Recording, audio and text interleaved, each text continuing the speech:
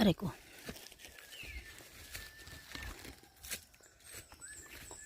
Hi guys. Punta tayo ngayon sa ano, dun sa tinataniman namin na ano, sa kabukiran.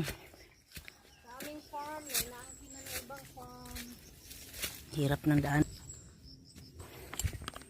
Tingnan mo yung daanan namin guys. Uy!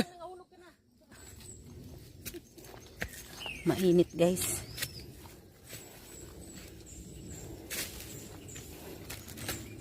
Ay, kainit ba?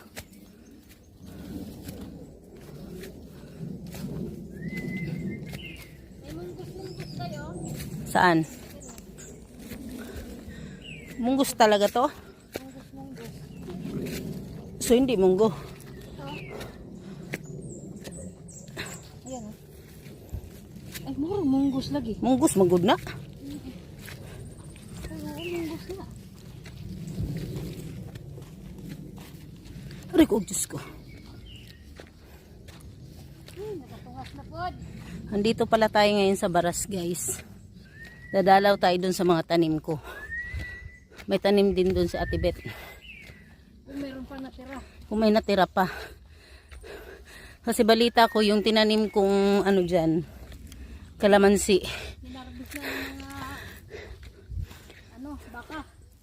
Imbis na tumaas, lumiliit daw.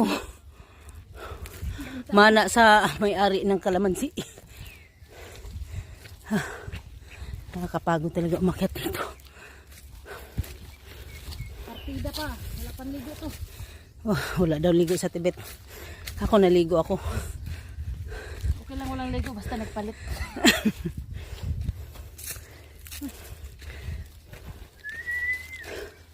Walang kahangin-hangin ngayon ah. Ano yung mahangin? Nakakapagod guys. Ayan. Oh, yan ang hangin. Hindi na hangin. Super sa init guys. Hindi ko makalain na aakyat kaming dalawa dito. Akala ko atin lang kaming meeting.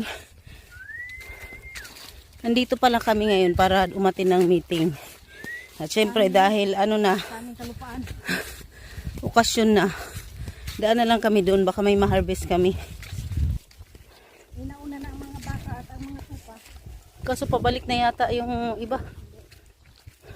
Ay, ito pala ang ano, kubo. Oo naman. Di paano yan? Maiwan yung mga kubo dyan. Kuhain ang bubong. Pwede namang tanggalin yung bubong yan.